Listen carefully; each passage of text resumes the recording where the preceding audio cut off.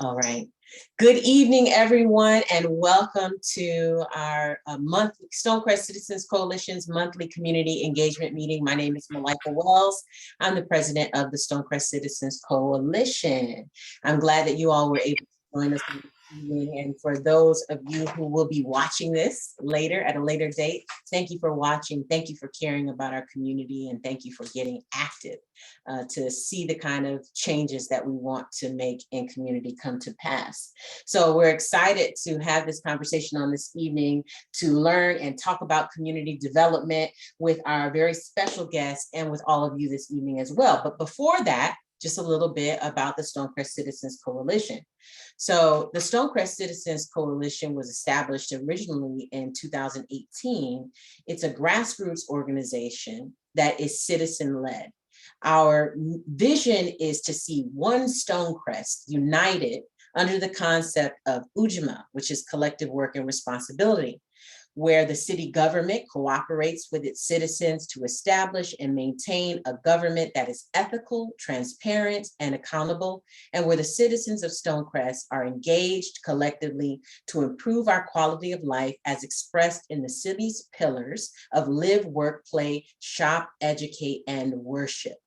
Our mission is to improve the quality of life and prosperity for Stonecrest residents, business owners, and other stakeholders through education, advocacy, and action, which is the reason for our monthly community engagement meetings. If this is your first meeting, that's great. To see previous meetings, please go and visit our YouTube page. You can see all of the recordings from this year's meetings, as well as additional content on our YouTube page. If you haven't already followed and liked us, you can please visit us on our Facebook page, which is at Stonecrest Citizens Coalition. Follow, like the page, and keep abreast of all the things that are happening in community. You can also like us on our Instagram page, which is at Stonecrest Citizens Engage. A little housekeeping. Am I rushing? Maybe I'm rushing a little bit. A little housekeeping is that we're asking that everyone stay muted. If others are talking, please stay muted, and don't come off mute unless you yourself are planning to make a comment or ask a question. That way we don't get the recording confused with lots of different voices overlapping one another. So let's please be compassionate with one another and courteous with one another to keep ourselves on mute if we are not talking. So without further delay, I am very excited to introduce our guest for this evening, who is Miss Yonina Gray. If you'll give me a moment, I will read her bio to give you guys a little bit of background, and Jen, just let her come in, Yonina, and introduce herself and start our conversation. Yonina Gray is the Director of External Relations at Reinvestment Fund. She's a Chicago native with over a decade of experience building catalytic relationships with communities, governments, institutions, and everything in between. Ms. Gray is passionate about empowering communities and elevating their quality of life through strategic community development and institutional change management. Formerly the Director of Business Development, she helped put Reinvestment Fund's boots on the ground in the Southeast when it officially entered the Atlanta market in 2016, and has since grown the organization's brand power in that region. In that role, she also helped relaunch the loan fund of ANDP, a nationally recognized affordable housing thought leader. As Director of External Relations, she drives national business development objectives to establish new market presence and influential relationships that pave the way for corporate growth. She is also responsible for driving public policy objectives. Ms. Gray joined Reinvestment Fund after a decade as an economic development professional, building strategic partnerships and transformative solutions for more equitable, sustainable, and prosperous Chicago region in the areas of housing, transportation, infrastructure, and natural resources. Now based in Atlanta, she is energized by opportunities to connect with rural communities and to support HBCUs. She is a board member of the Georgia Social Impact Collaborative and is board chair for Incremental Development Alliance, a national nonprofit that trains small-scale developers with capacity building resources. She is a 2020 Next City Vanguard and has a Master of Urban Planning and Policy degree from the University of Illinois at Chicago, as well as an MBA from Emory's Goizueta Business School. Welcome, Yonina, and thank you again for joining us on tonight. Thank you so much for having me, Malika. So should I just go ahead and get started? Please do. Go ahead and jump in. One of the things that Yonina and I talked about before is we can dispense with the formality and have a community conversation. That's ideal. Yeah. Well, thank you so much, Malika, for inviting me here. It is so nice to see you in another setting, in another element that is yours. So I'm happy to be here. My name is Yonina Gray.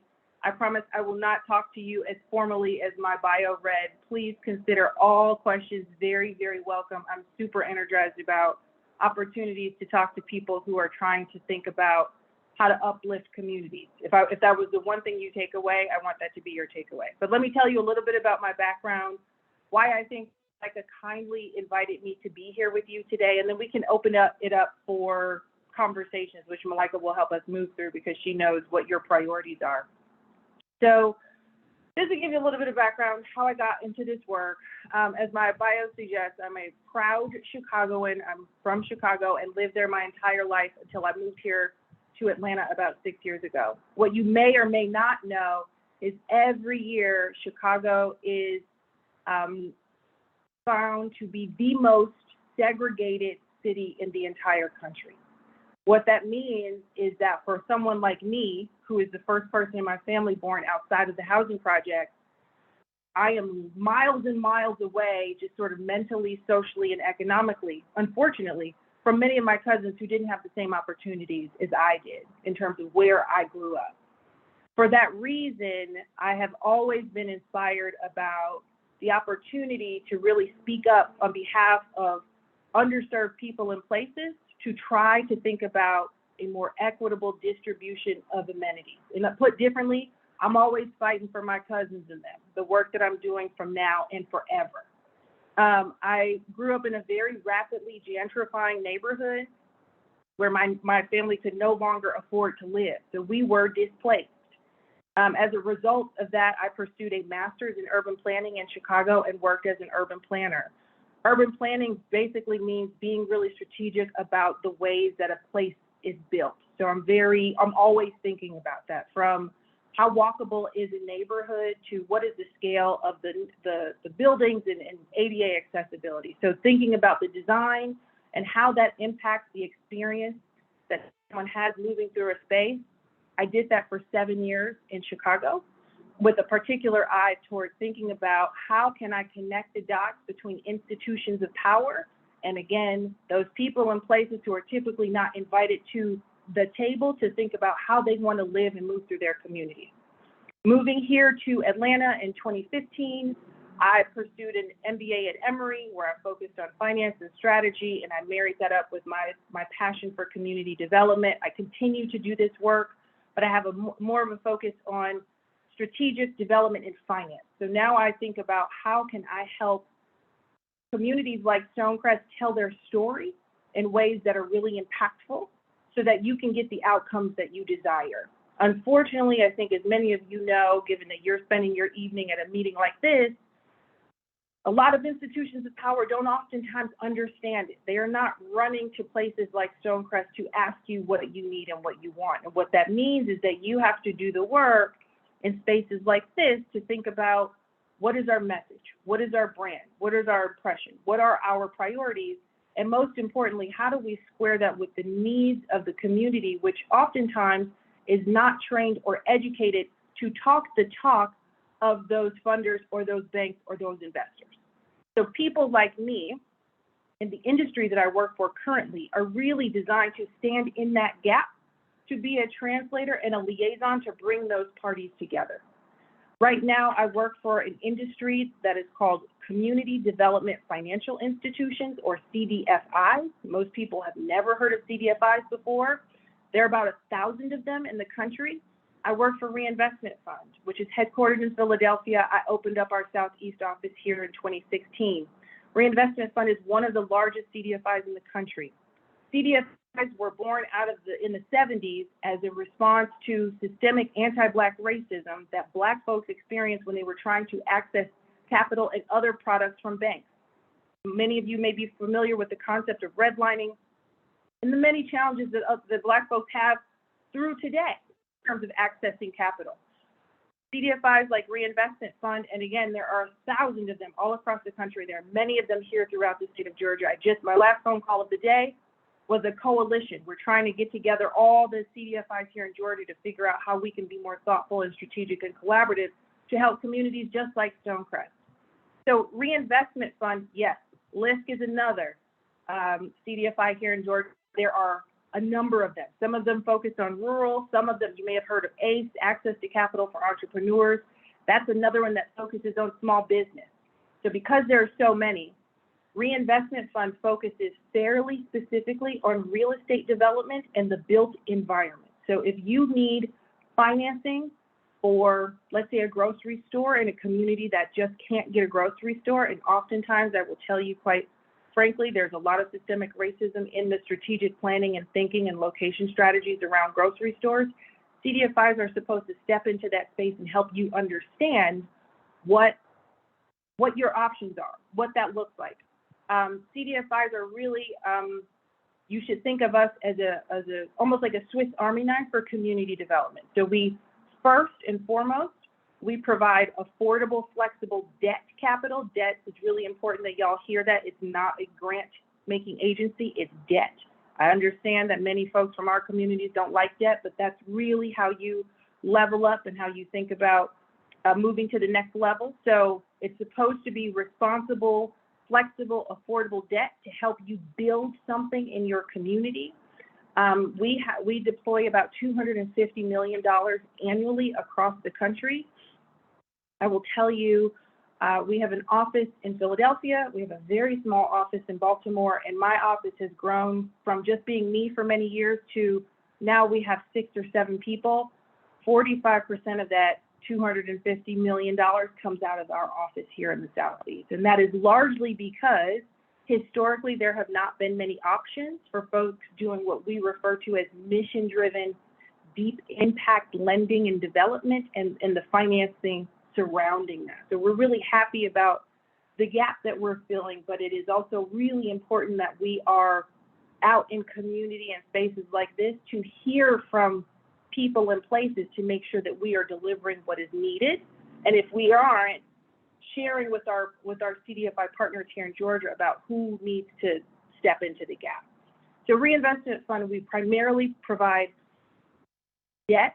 Sometimes we have grant programs. Those are fairly sporadic. They're not consistent. Right now we are in the process, the final days of issuing some grant dollars to support fresh food enterprises throughout the country. We're super excited about that. We sometimes have grant programs to support early childhood education organizations. But in general, if you think of any type of built environment or any type of real estate structure that will elevate the quality of life for low wealth people and places, that is where we operate. So it could be housing, grocery stores, K through 12 facilities, early childhood education, healthcare facilities. I'm super excited that I just launched a new historically Black colleges and universities program, which we're just super, super excited about. We've invested about $40 million in HBCUs, and I just launched a $25 million fund for us to explore. One of our goals is really also, through the work that I'm doing as the Director of External Relations, is to dial down the transactional nature and be very relational and listen. I saw a question just come in, and I definitely want to get to that in a second. Malika will help me manage questions. Reinvestment Fund is really, really eager to help ensure that communities like Stonecrest, that HBCUs, that Black-led institutions and others become more critical consumers of information, meaning You're not just jumping at the first opportunity for you to take on debt. You're not just jumping at the first opportunity for you to build something in your community, but instead, you're thinking very strategically and long-term about your vision so that you're not doing one-off, but you're being as thoughtful as possible. So what we do and what I like to do is to spend time in community to listen around what have you already done, because the answer is always so much, and to really pivot so that our definition of diversity, equity, and inclusion, which is a key leading principle and value for us, is really valuing the thought leadership and the lived experiences of the leaders that are already in your community versus showing up and sort of imposing some ideas and best practices that we pulled out of a box. So that's my role as the Director of External Relations. My job when I first got here was to spread the word. What is the CDFI? How can we be helpful? How do we activate other partners? How can we tune in? How can we also make sure that we're lifting up the voices of the people that we aim to serve? I will tell you, and I hope that there's time for us to talk about this now, as you are moving forward and codifying the incredible work that you're doing, one thing that I'm super, super big on is building in accountability measures for anyone that you partner with. So if someone comes into your community or if someone builds a strategic plan and money is going to be spent, is this group or perhaps others building in a system or an infrastructure so that you ensure that the outcomes that you want are actually taking place? There are a lot of people who might show up in Stonecrest with big talk and try to talk over your head, and then they're not delivering. That's not cool. Let's just say that. That's the most diplomatic way for me to say that. So those are the types of conversations that I have. So we think about financing. We also think about what does a community like Stonecrest and elsewhere need in order for you to become more critical consumers of information. One resource that I absolutely want to share with you is called Policy Map. It is a data tool that we have here at Reinvestment Fund that we built, and it is free and available to all of you right now. If you go to policymap.com, you can visualize all of the assets and elements of your community, and there are over 30,000 data indicators there right now. You can put in your house address, your county, your zip code, and you can build all types of maps so that you can understand, for example, how well served are we by grocery stores? Where are we in terms of economic inequality? How might I tell a story around the spatial distribution of affordable housing in my community? Anything that you can think of, for the most part, is in that map. And we really built it so that we could help communities like Stonecrest think about where do we start, because a lot of this is data plus the story. And I think the story is so incredible, but sometimes that story can be a little off, right? So we need data to help make sure that we are on point and that we can also talk externally. And sometimes you need data in order to do that. So you can go to Policy Map, you can build these incredible maps. You can also generate reports. If this is something of interest to this group, I have a colleague named Tom Love who is so kind, and he loves doing demos around Policy Map. He does them all day. So let's talk. Let me know. I want to prep you for that. I don't want you going in cold. Yes, thank you for sharing that, Alex. I just was talking to someone from from the Walton Family Foundation. I had the same conversation. They're super interested. I want to prep you so that if you connect with my colleague about Policy Map, you're not coming in cold. I would want you to tell me what are 3 to 5 questions that this group would want to answer through some data visualization so that Tom is prepped and your hour together is really optimized. There are absolutely no strings attached. I love Policy Map and everyone needs to know about it because we literally built it and got funded to tell people about this so that you just have a better idea of what you're working with and you can explore more strategically. My understanding is that you are also about to start thinking about an economic development plan for the city. I'm happy to answer questions about that. I have a lot of experience building those types of plans, reflecting on those types of plans, evaluating those types of plans as we think about where we want to invest as a CDFI. Oftentimes I ask folks, do you have a strategic plan? Because I don't want to do a one-off with you. I want to make sure that our investment is a part of your broader vision. I don't want it to feel predatory and we're sort of pouring in money and we're making money off of a transaction that is maybe short-sighted. So I'm really big on strategic planning and thinking about how the community voice is represented. The last thing I'll say is, I don't know how this group has operated with external partners or elected officials historically, but I'm really big on holding them accountable and thinking about how you want to elevate your voice and how are you holding them to task. And even if it's just a question of how do we know that these things are going to get done, or what are we doing to publicize or make a dashboard of the things you said you were going to do so that we can allow the community to hold you accountable, and what are you giving us to help us be better arbiters or judges of what is coming into the community. I know that there are a lot of people, aunties, moms, grandmas, regular folks who do not work in community development, but who absolutely care about their communities. What are your leaders doing to position you to be responsible and critical consumers of information? Because if they're not, then, you know, that's where you fall into situations where folks can talk circles and years later, nothing has been developed. So I'll pause there. I'm happy to answer any questions or reflect on anything you'd like. And I'll open the chat for a second okay, yes to the walkthrough. That's great. I will just consider Malika the point of contact for anything that comes out of this conversation, if that's okay. I will also say, please feel free to find me on LinkedIn. I'm probably most responsive there. My email box is always a little bit of a mess. I'm happy to connect and continue the conversation there if helpful. On the policy map front, happy to do that. I just need somebody to sort of, and probably it should be Malika, just a recap of what we've committed to today. Let me see. Okay, so the first thing I saw was maybe a pilot with Stonecrest as a subject for your coalition of CDFIs. So that's a really good point. So just so that you know, the history of CDFIs in Georgia is really young. So when I got here, there were maybe 3 or 4 other CDFIs. Now there are probably 25 that have presence here in Georgia. So the point of this conference is really for us to see each other and figure out what are our strengths and weaknesses. So Reinvestment Fund is the big guy here in Georgia.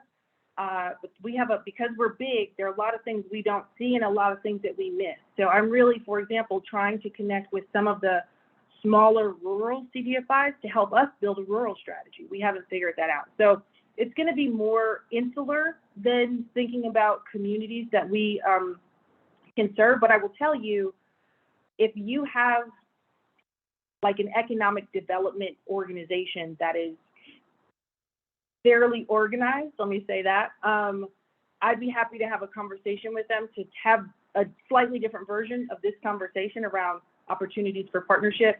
That is not something that I would introduce to that kind of still messy group of CDFIs.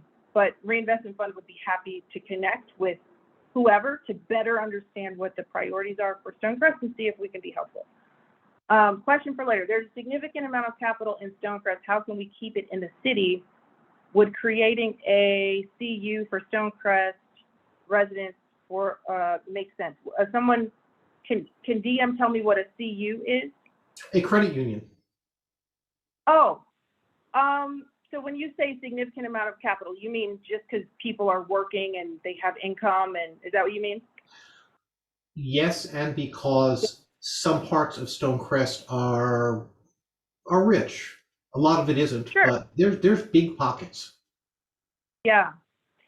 So that's a fairly complicated question, and there is no one right answer, but one of the concepts that you're referring to, DM, is retail leakage, which is where people have to constantly leave to live their lives and to spend their money, and that money doesn't stay in Stonecrest. So what you're talking about is, how do we keep our money here? A credit union is but one way to do that, but at the end of the day, if someone graduates from high school, but I'm just making this up, I don't know this to be true, but there isn't a fitting restaurant to celebrate said graduation, because that's oftentimes the case, people are still going to leave until you have that solution there. So it's really, this is where the strategic plan comes in. So this sort of goal or deficit or challenge is the type of thing that a strategic planning exercise should address.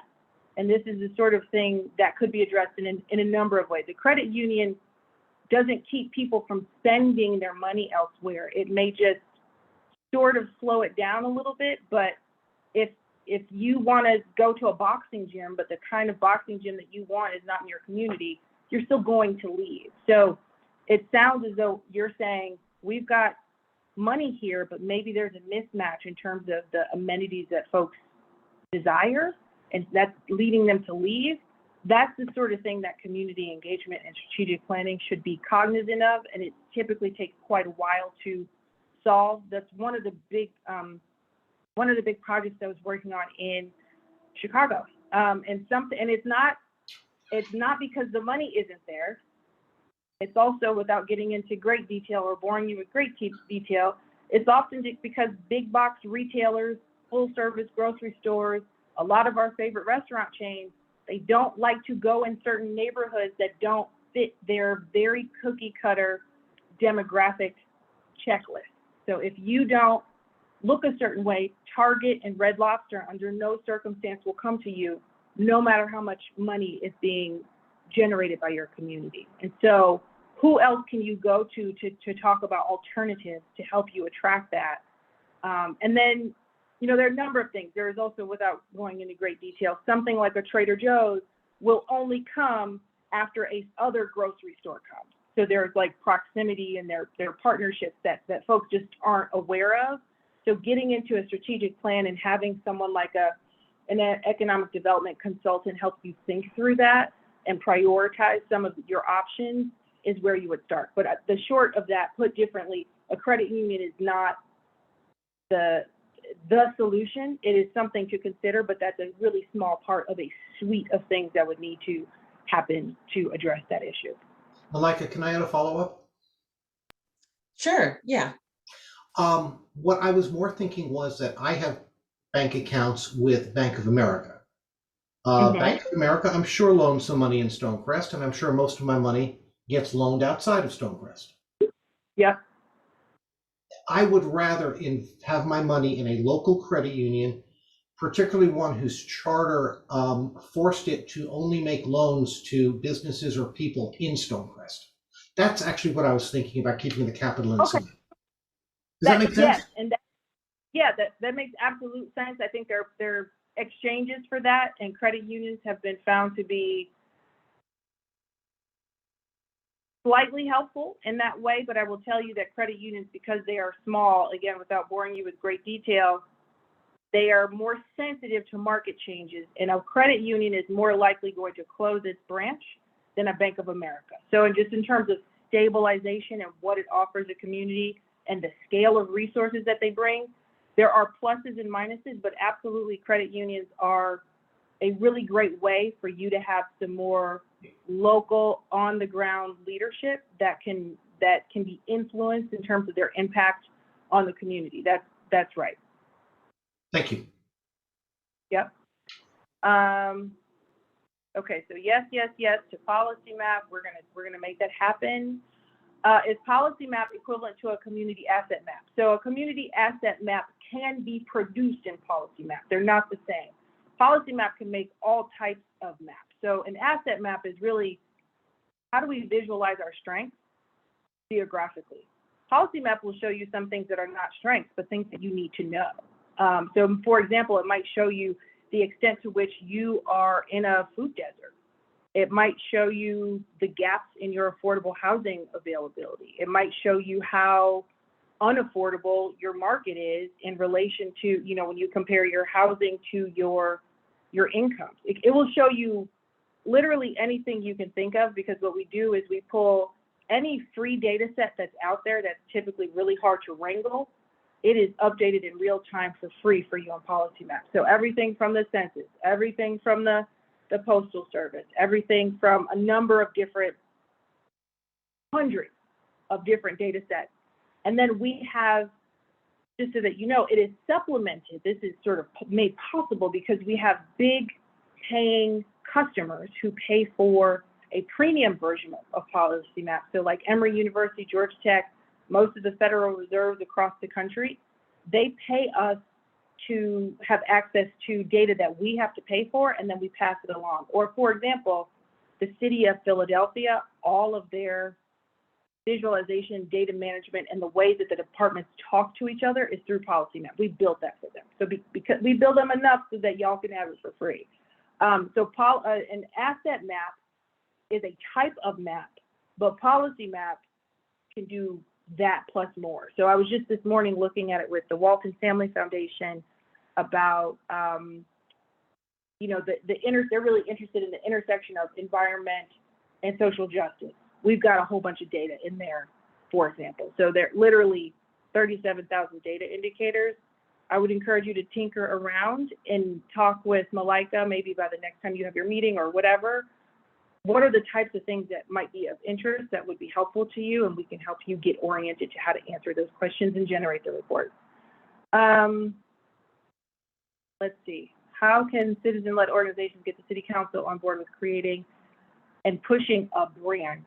So I would need more information on that in terms of, and what data elements do we need to collect that may not be covered by Policy Map. So I would say Policy Map is a really great place to start, but much of what you know already as citizens of Stonecrest is really powerful. What do you think the strengths are of your community? What do you know are some of the challenges? As Dave shared, I feel like we need a credit union for these reasons. Those things we oftentimes downplay in terms of their value. Those things are incredibly valuable. I can't really answer your question, Andrew, just because I don't know the background of maybe the friction or the challenge with city council.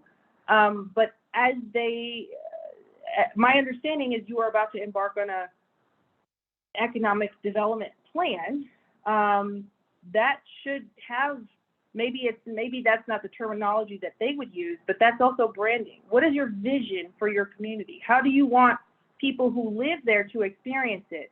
And bigger, how do you want other folks in the region to know Stonecrest? What do you want to be known for? What are the assets that you have that you want to elevate and you want to own, and you want your neighboring communities and others in the region to know you for? What are some of the, let's just be honest, this is true of every community. What are some of the stigmas that Stonecrest carries that you want to clean up, or you want to mitigate, or you want to address? Those are the types of things that a strategic plan should address. And I would categorize all of that as branding. Maybe that wording is not what some people use. I use it quite often. People don't use it in a community development context, but I think it is absolutely appropriate. Put differently, if you were to pose the questions that I suggested in terms of what do we want to be known for, what do we want to clean up, how do we want people to experience our community from a resident perspective, what types of folks do we want to attract as residents, what kind of residential element do we want to sort of discourage going forward, because we're going to be more thoughtful and conscious in terms of the types of people who are moving in. For example, I'm just making this up, maybe we want to minimize the number of investors who are moving in who don't live in the community, those types of things. That is absolutely branding, but maybe posed differently might not land for them in that way. But if those things are not a part of your strategic plan, then you're just sort of wasting your time.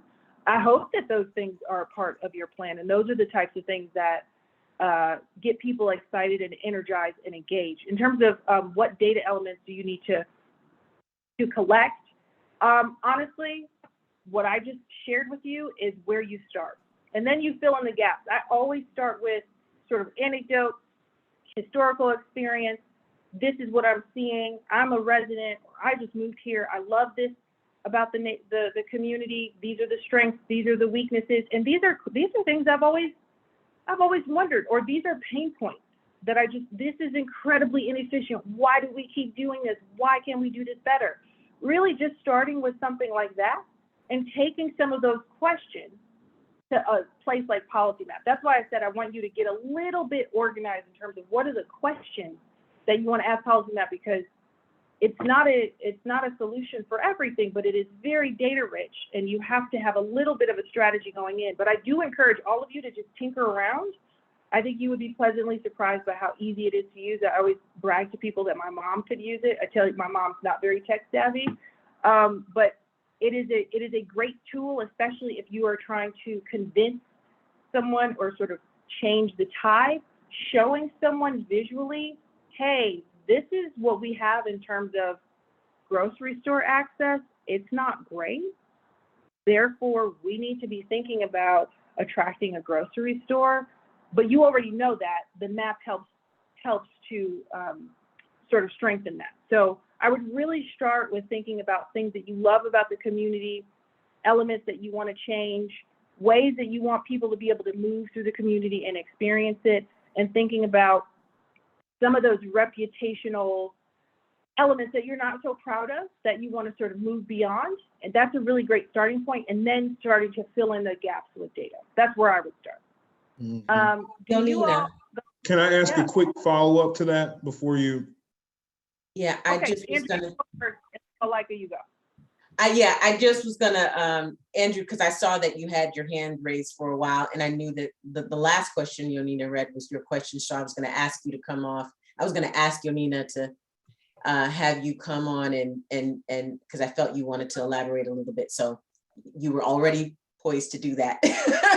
But yeah, that was it. Thank you.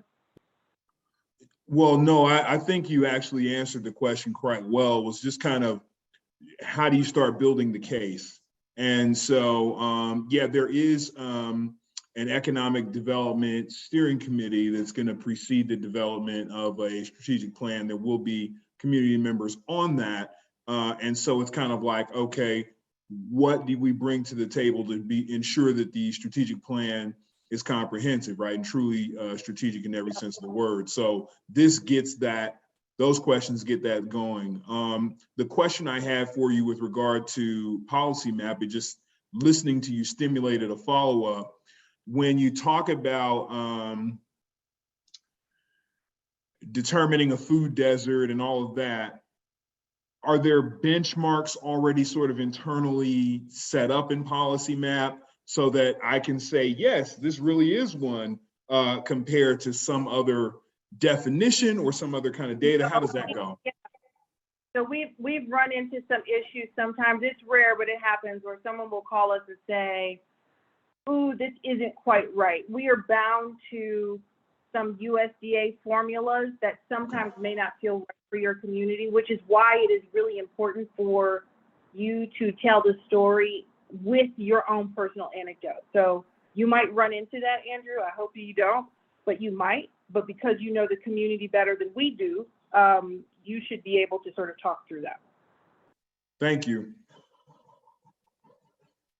What was that? What else was it? Oh, the other thing I was going to say is, oftentimes folks assume that their economic development leaders, their city council leaders, know what they're talking about when it comes to community development. That is typically not true.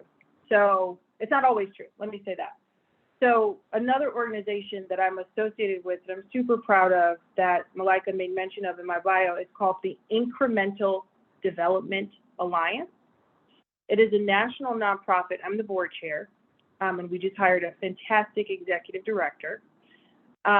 She's based in Indiana. I, of course, am here. Our board members are all over the country. What we do is we offer training to aspiring developers and or municipalities like Stonecrest to just make sure that y'all are dealing in reality when you're thinking about strategic planning. Do you understand the implications of what you say your strategic plan is aspiring to do and the fact that your zoning code is actually making that impossible? Do you know that? We run into that a lot.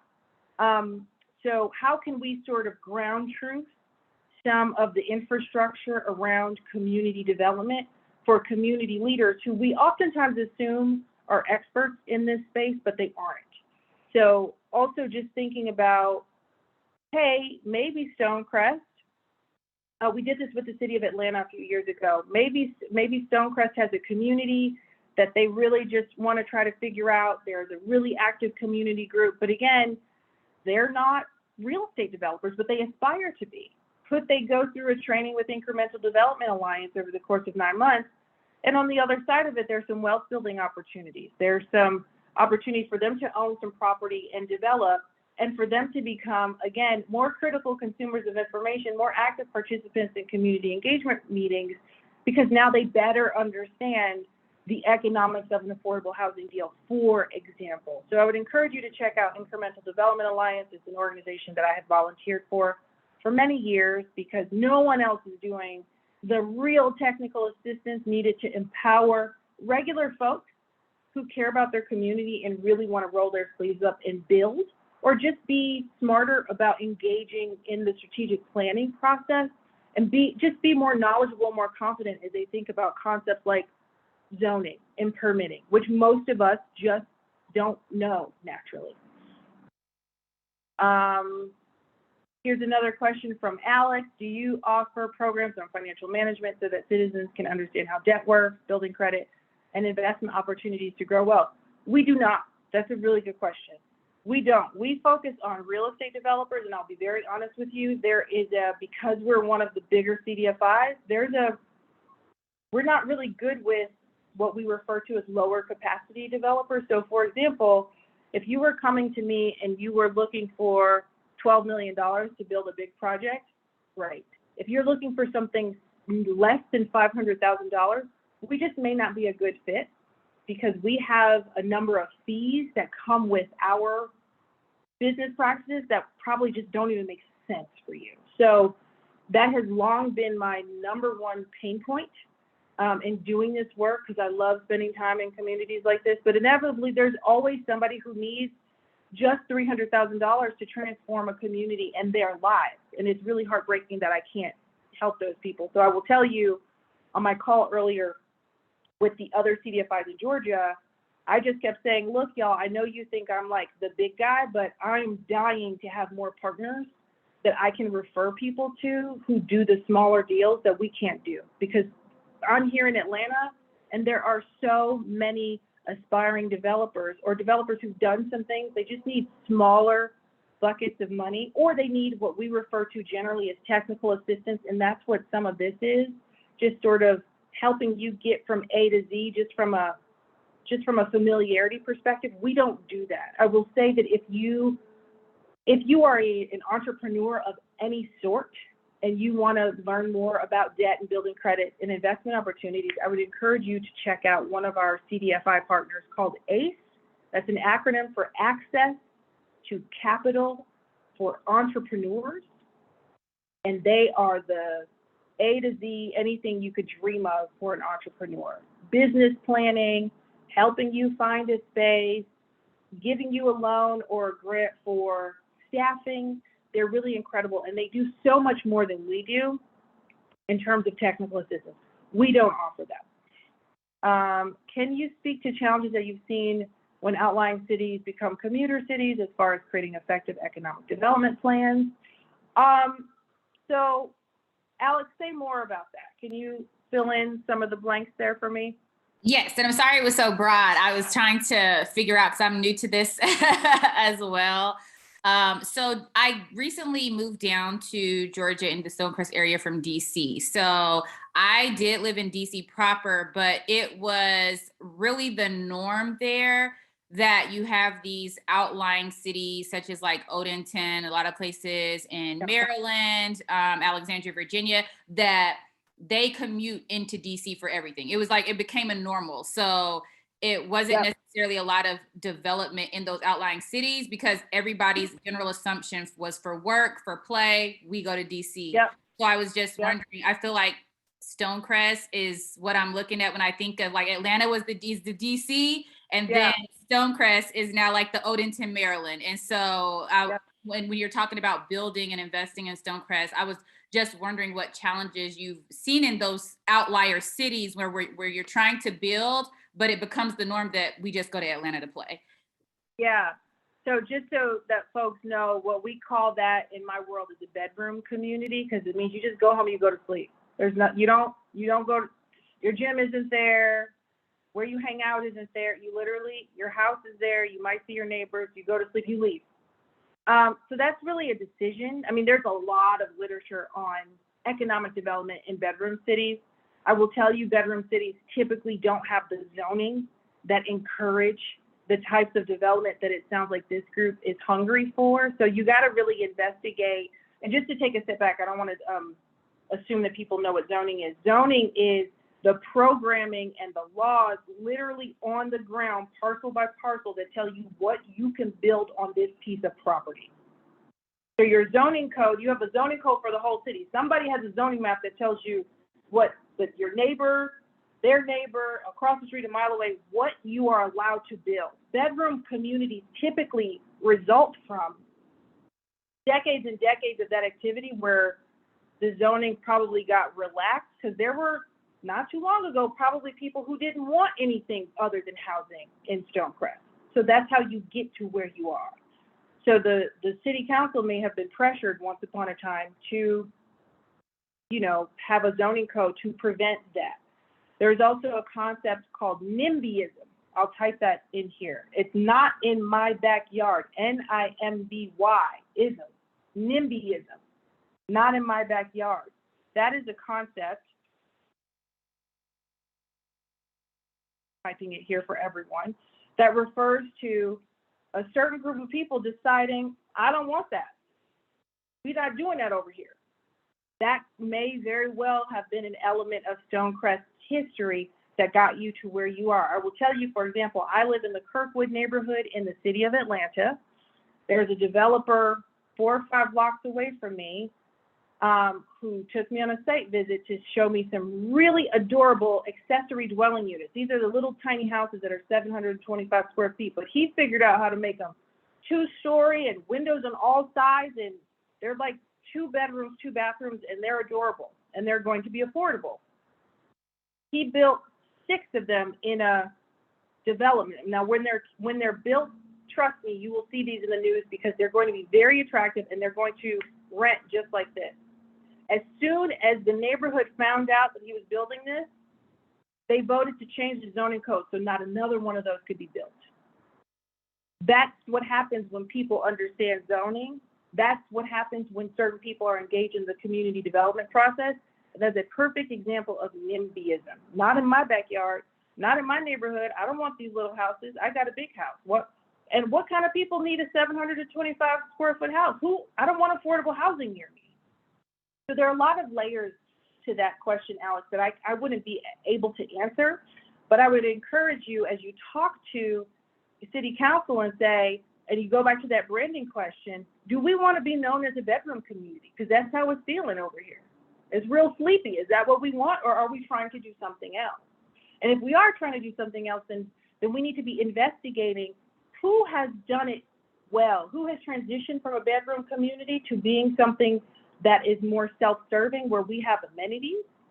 And I will tell you, as someone not from here, something that I think is an unfortunate trend here in community development in the Atlanta region is folks love to start all over. Please don't do that. Please don't try to reinvent the wheel, because the Atlanta region in many ways is behind many years in terms of its development patterns compared to a DC, compared to a New York, compared to a Chicago. You can look elsewhere before you try to spend a whole lot of money and time trying to start over. So the questions that you're asking, I guarantee, have been answered elsewhere already. But that transition is going to be contingent upon a number of things, and I would encourage you all, as you continue to connect with City Council, ask questions that they might be shocked, like, where'd they get this from? But you say, is our aspiration and is our brand to be a bedroom community, and how is our zoning code set up? What's possible there? That alone could get you an hour worth of feedback from your City Council. Are there emerging ED models to bring vitality to former bedroom communities that are evolving to controlled urban? The answer is yes. I don't know them off the top of my head. Most of the work that I do is in major cities or in fairly substantially rural places. But the answer is absolutely, and you're a Google away from dozens and dozens of examples. I would also encourage you to connect with the Atlanta Regional Commission, which is based here in Atlanta. They think about all things urban planning, and they are the primary conduit for federal dollars, federal planning dollars that come into the Atlanta region. Their data guru, forgetting his Mike Carnathan, Carnathan, is incredible, and he has so much great data. Their job is to study the 13-county region and keep their finger on the pulse on the history and the future of community development in the 13-county region. They produce reports all the time, and I'm certain they would love to hear from this group. I'm certain they have resources to support you. We do a lot of data analytics and partnership with them. They are just a wealth of information, and I think the question you're trying to get after around bedroom community development, I'm certain they have some thought leadership there. Okay, great. Alex, happy to be helpful. And I think I'm through the questions. Is there anything else that has come up since we've been chatting and I've been running my mouth? I feel like maybe thank you, and it's been super engaging. I was like, yes, everyone's very engaged, but I think it's possible we missed a question from Dave about economic development plan and jobs creation plan. I just popped it at the bottom. Oops. Dave, did you just repost it here? Yes, but actually there was a second shorter question, which was, does an economic development plan typically include a jobs creation plan? I wouldn't say typically. I would say it's really up to you. And I really want to encourage you all to make, I don't know what the structure is in terms of how you want to engage or attach the process, but it can include anything you want. An economic development plan is really think about you've got this is a bad metaphor, but I'm just going to run with it. Let's say you have a car and it's died. How do you revive that engine? What are the things that you need to get that engine running again? If for you, it feels like jobs creation is a part of it, that should absolutely, it's appropriate. Let me say, put differently, it is absolutely appropriate for it to be there. If affordable housing is a big thing for you, it should absolutely be there. And I'm making these things up, if you have too much concentration of poverty in Stonecrest, if there are pockets that you want to break up, that should be in there.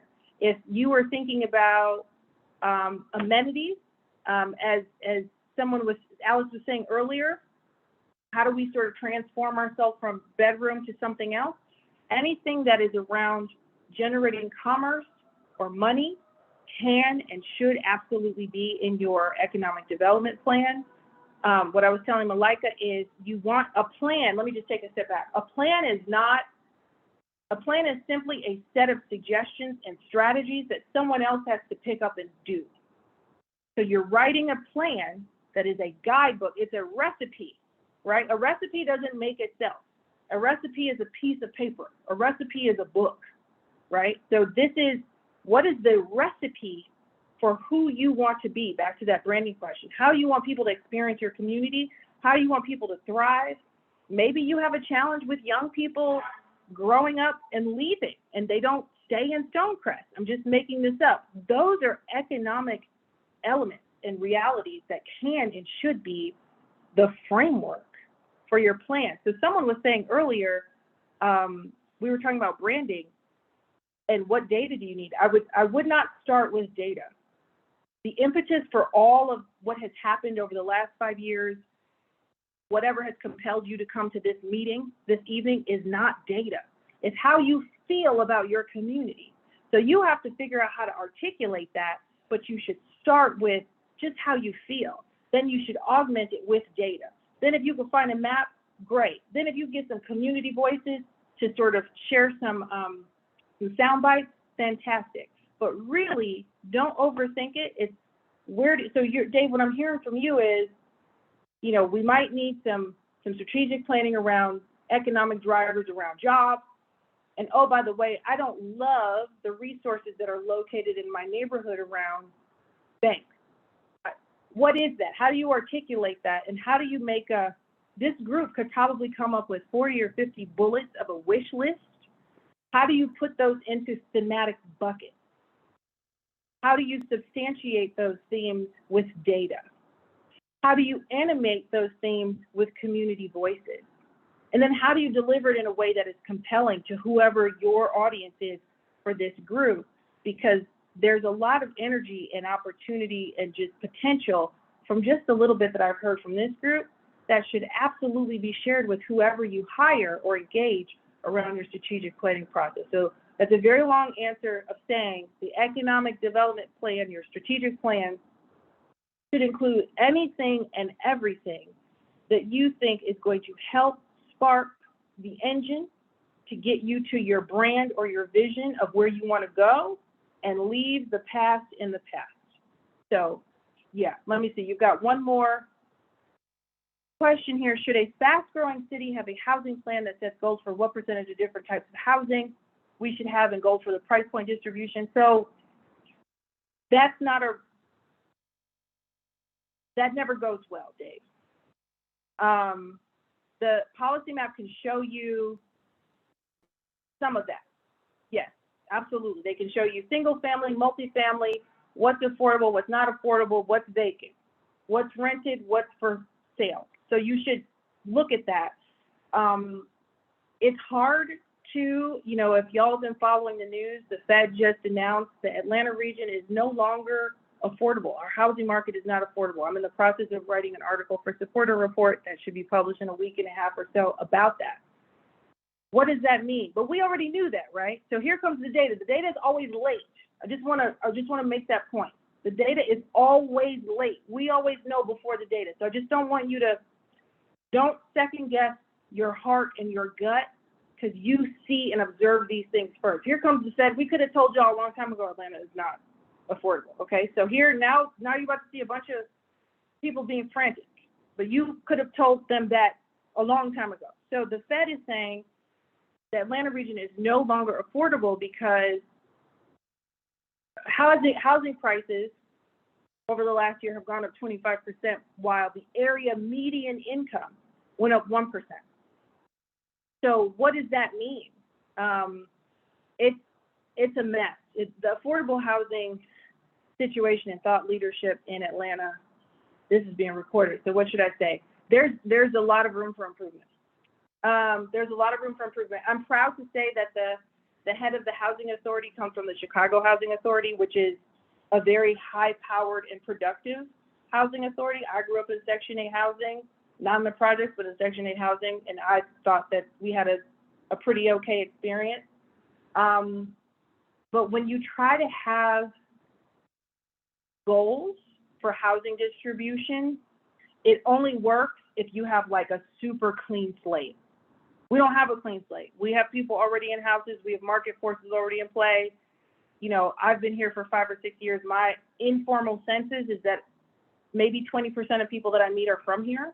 So we got people coming from all over the world and all over the country moving to Atlanta with their own sense of affordability. So that's what's happened. There have been people like me who come from Chicago and look at a house with a different perspective, perhaps, than someone who's native. And so when you have all of these competing and mixed up dynamics, it gets really complicated. I do think that there is room for goals around what you develop because you can control that. You can't really control who's already here. That's the tricky part. So if you wanted to say, for example, the city of Stonecrest should incentivize this type of housing, you can do that. But to say we are going to shake up what we have, I just think would be really complicated. The best way to go is to really think about how you encourage or discourage a certain development type through some actually meaningful and high-powered incentives or disincentives around the new development. Will you give somebody a permit to rehab an apartment if it's an investor that lives in another state? Maybe you don't want to do that because it doesn't align with your brand. That's easier to do. I would point you to, actually there's nothing to point you to, but once upon a time, the Beltline had a very public dashboard around their affordable housing goals. They don't report on that anymore because it didn't go well. So I'm just like, it gets really complicated, but it is much easier to control new inventory, new permits, new units, and what's coming online. There's a lot of affordable housing being built often underwritten by the Stonecrest Housing Authority. I believe there needs to be housing for all people, including affordable housing. I don't know if we have too much or too little for two reasons. Yep. First, I don't know how much we have. Second, I don't know how Yep. much we should have, because we don't want to be a city where everything is affordable housing that is newly built. Obviously, And so and people think that. go ahead. No, you please finish. Okay, so I don't know, if somebody is proposing 700 units of affordable housing, I don't know if that's good or bad. Yep. Right.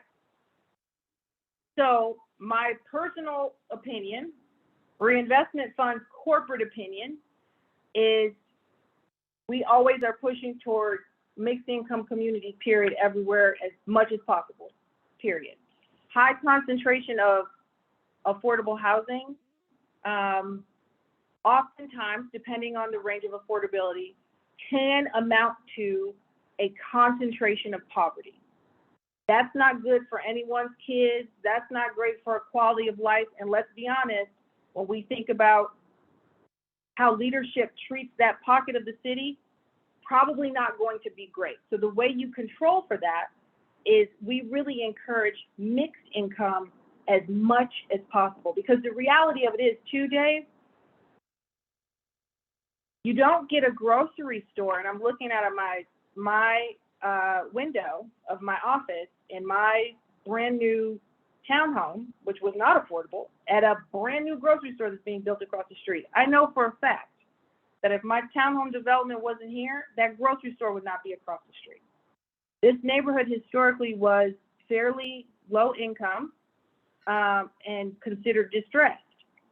The challenge is, striking a balance between gentrification and displacement in ways that allow for everyone to enjoy the benefit of more income coming into the community. You will not get a grocery store until you look a certain way on paper. So a high concentration of poverty, those folks are not going to get the amenities that they deserve for their kids, for themselves, and for their family.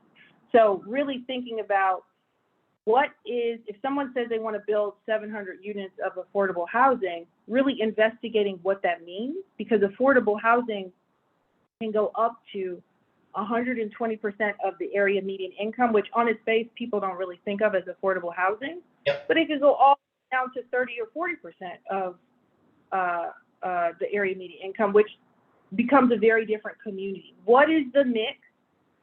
What is the anticipated quality of life for the people who are going to be living in these units? What are the amenities? What access do they have? Are they near transit?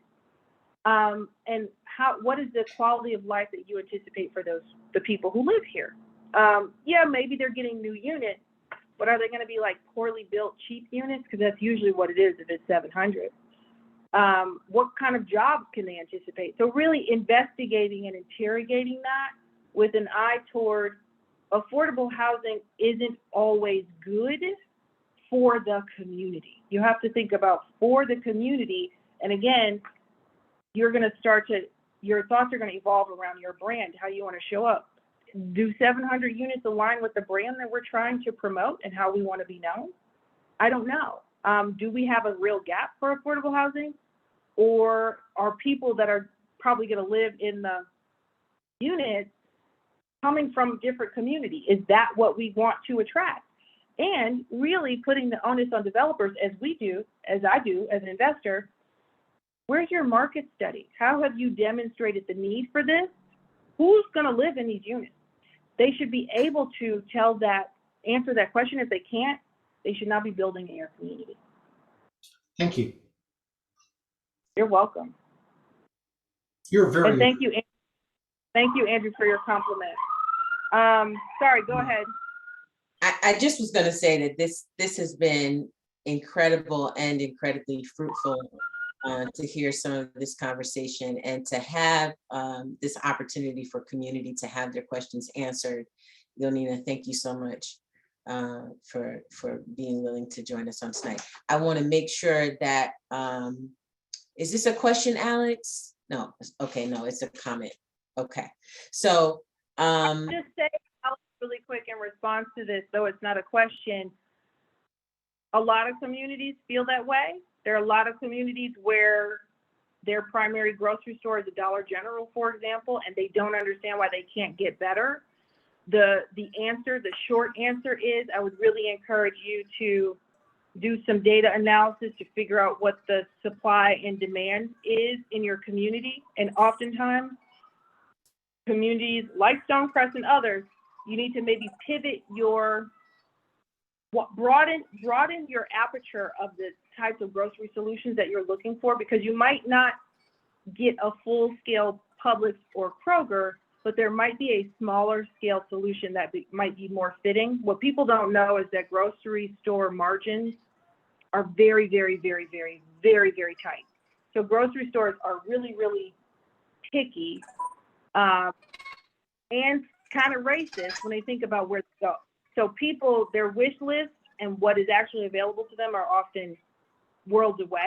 But when you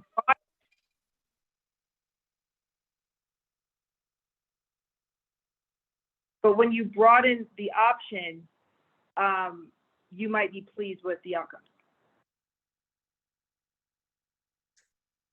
Andrew has a question. Thank you, Yonina, and sorry about that. Andrew has a question, and Andrew, I've been so patient, right? But I really have a question too. So I want to jump in here. I want to jump in here. You go first. Okay, thank you so much. About our comprehensive plan. So a little bit about Stonecrest in our community. You are hearing definitely from some of the voices who are actively working and advocating on behalf of themselves and for others in the community.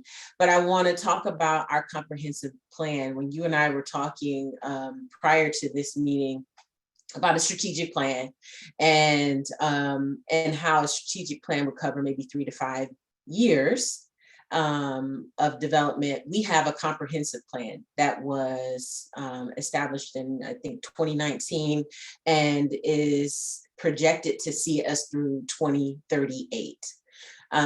There's been conversation in community that and some confusion in community about, is the comprehensive plan meeting the needs of the community? And I wonder if you could speak to us about, this idea of, that it be measurable.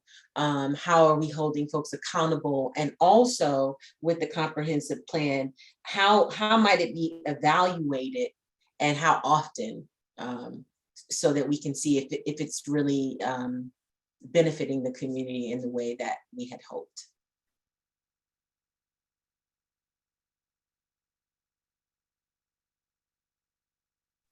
I can't hear you. Sorry, I'm not a fan. Can you hear me now?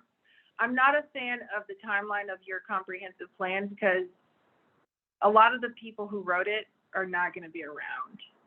A lot of the sentiment will have changed. The way we even think about ourselves, talk about ourselves will have changed. And communities grow and evolve. So typically 3 to 5 years is advised because it allows for you to include some really ambitious goals that might take 3 to 5 years to get done. So that's one. 19 years or 20 years from now, who knows what's going on? Where's our economy going to be? How are people on the other side of the pandemic? We're still figuring out this new relationship that we all have with our homes. Things are changing. So I'm a fan of a shorter runway. In terms of how you think about accountability measures, really, it's really simple. A lot of this stuff gets overcomplicated for no reason. It's who's doing the work, what does success look like, and who gets to evaluate success. I'm a big fan of those questions being farmed out and the person doing the work not being the central decision maker around how well did I do, because that's how you fall into corruption, right? So how might this be an opportunity for Stonecrest to rethink its relationship with elected officials to really activate and animate, elevate community voices, so that maybe you're doing regular surveying to take a pulse on how people are feeling. You have community meetings that absolutely you are demanding require a community education element. So it's not just a conversation, but there's an external resource that is coming in to talk to you like this in ways that hopefully are empowering you to feel more confident to have conversations independent. Those are the types of things. I mean, there are a lot of things, unfortunately, we have normalized in the community development space in terms of the dynamic between communities and our elected officials. We just take it for granted that it's okay that a lot of times we don't know what they're talking about, but we just gonna keep showing up and making a lot of noise. When are we gonna stop doing that? When are we going to demand that there be an external resource or an external to the community, somebody that's going to come in and be neutral and or maybe represent the community to ensure that things are fair, to ensure that the community understands and that they're not being talked over, to ensure that the community at the end of a strategic planning process fully understands and will read the strategic plan. Because if y'all don't want to read it, then it wasn't well done. If you don't understand it, then it wasn't for you to read. So who's going to do that? Who's going to make it real plain? Instead of us saying, well, I don't know planning. I don't have an MBA. I don't have a master's of urban planning like Yonina. So I guess I'm just going to sit here and they're just going to keep seeing my face and I'm just going to hope that they do the right thing. That's not smart. I'm not saying that's what you're doing, but a lot of our communities do that. What we need to be doing is saying, we know that our community shows up in this way. We want them to look like this. And we're putting the onus on our elected officials to get us there. We want y'all to pay for some resources. We want you to get us the consultants that we trust. And we want you to build in some accountability measures so that we can help evaluate success. What does that look like? And who gets to evaluate that? Because I just want to remind everybody, as I remind everybody every day, all of this stuff is made up by people. All of the rules, the zoning, what can be built where, somebody someday made that up, y'all. And once we really, really know that, then we know that we can interrogate and we can investigate and we can suggest an alternative. But the difference between where we are and perhaps where we oftentimes need to be is a little bit more confidence, a little bit more advocacy, and somebody who has your back with their hand on your back saying, your question is not dumb, it's actually an excellent question, and let me translate and make sure that you get a real answer. So those are the things that I think are oftentimes missing, that we don't want to take up space and ask for money for. But that's the difference between some of our communities and a lot of these, let's just be clear, white majority communities who don't know anything either. But they say, I'm not going to continue coming to these meetings and not knowing what you're talking about. You might as well be talking in Russian. It's disrespectful and it's a waste of my time. What are you going to do to ensure that I understand so that I'm fully engaged? That's the question I want to encourage you all to ask, because that feels like a really meaningful and helpful next step. We are not going back and forth with y'all and not understanding what's happening. And oh, by the way, I really think y'all probably need some training too, because I think you may not understand the zoning code.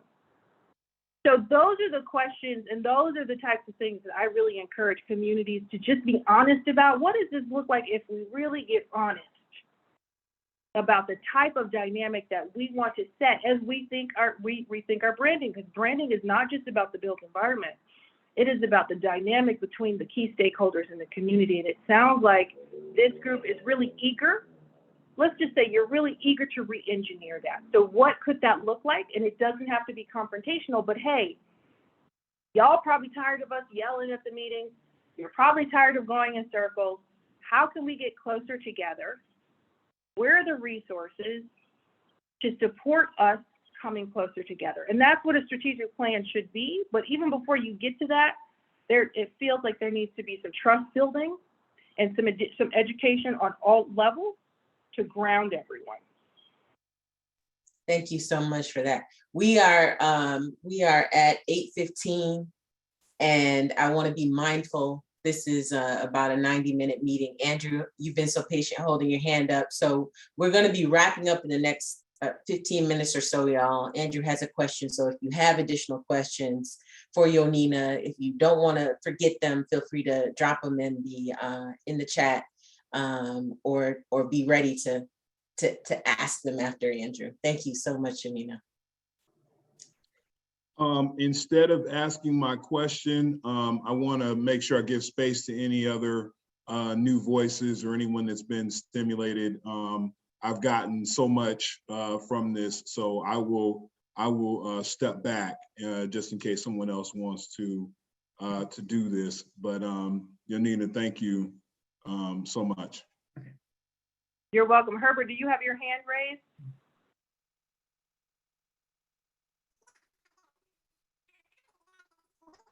Are you muted, Herbert? Can y'all hear him? Oh. We still can't hear you, Herbert. And also Donna has her hand raised. Okay, now you're unmuted. Herbert, try now.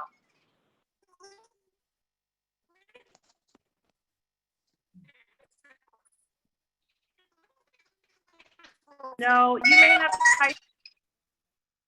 Oh, try now. No, you may have to type in the chat because I still can't. I don't know if others can hear you, but I can't hear you. It doesn't, it sounds wrong. What I hear, Herbert, is like interference or some other device. Yeah, maybe try logging out and logging back in. Or you can type your question in the chat. Yes, type your question. It's like he's trying to come through. Well, my two quick questions are, Ms. Gray. The first question is, you mentioned we shouldn't try to rebuild things, right? We should use, so I guess what I take from that is that we need to repurpose. For example, if we had housing in a particular area that has been,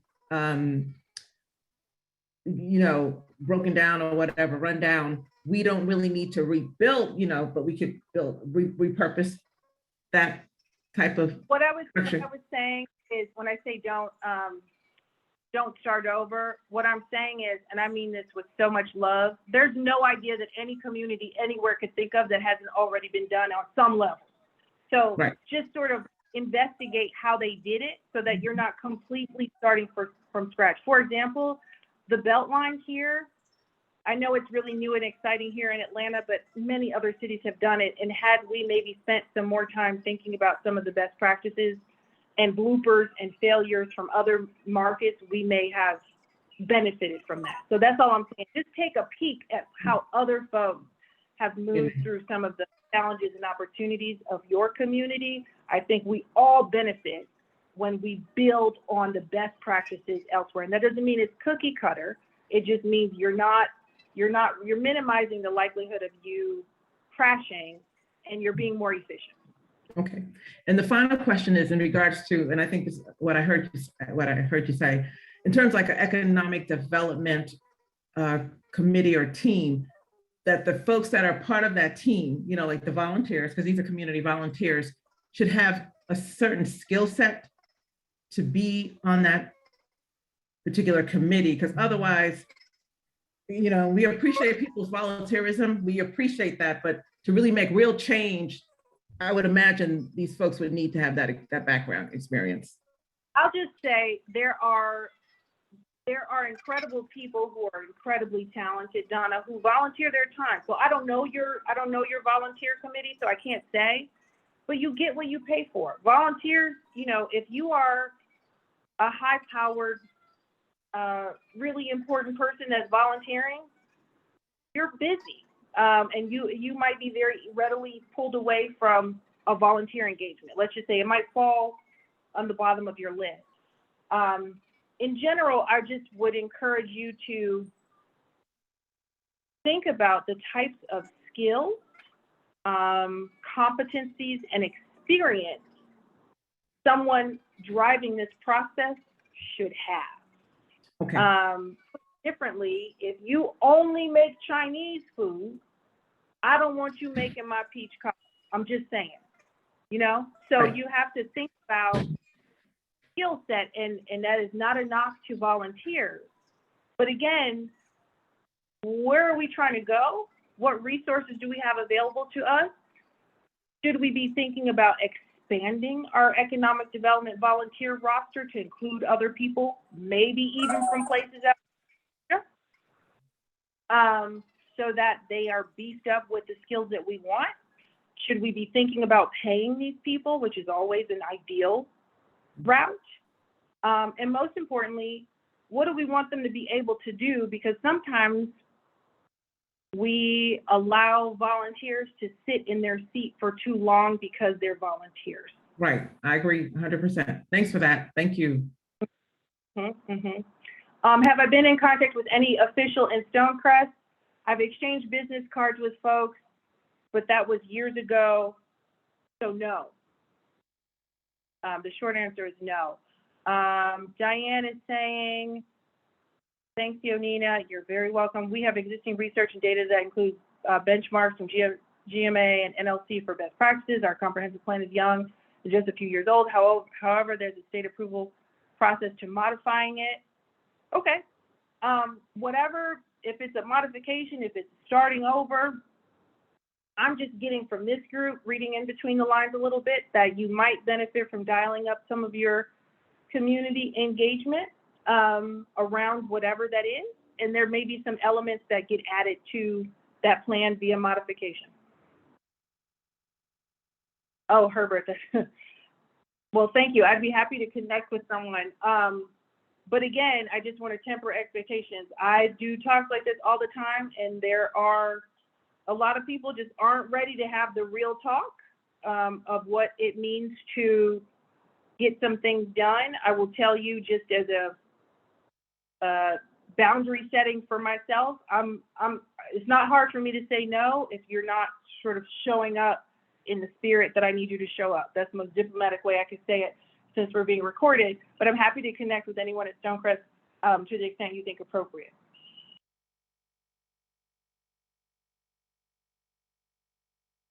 Oh, Herbert, you're from Chicago also. Wow, and I moved here right before Thanksgiving of 2015, so I couldn't do another winter. Yeah. There you go, and I'll be back in Chicago at the end of this month. Go visit some family. Thank you, Diane. Very nice to connect with you. Have a good evening.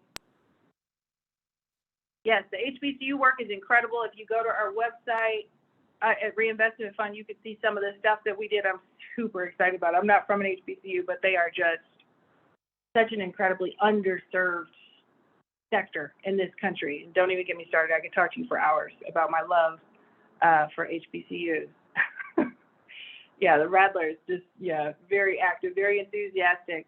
Malika, I'll hand it over to you to close out or wrap up, or closing thoughts. Anyone else? I remember, I just want to tell you, the funny part is I told Malika, I don't know if I have 90 minutes of stuff to talk about. We'll see. I mean, I don't know if I'll be like a snooze fest. Are people going to ask questions? So this is great. Thank you, y'all, for not throwing tomatoes at me.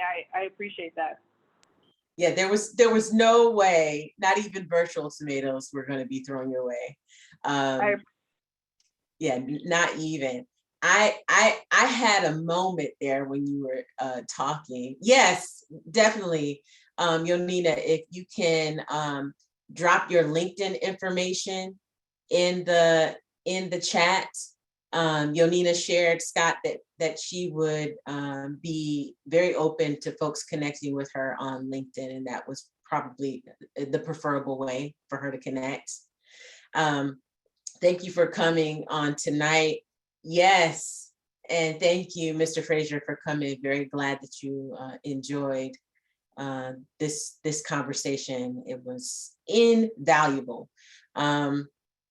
I definitely had, I want to share as we're closing out, and you all have been with us for the first time. Please continue to connect with us I shared in the opening that you can connect with us on our Facebook page, which is at Stonecrest Citizens Coalition, on Instagram, which is at Stonecrest Citizens Engage. We also have a YouTube page. This recording will eventually find its way there as well.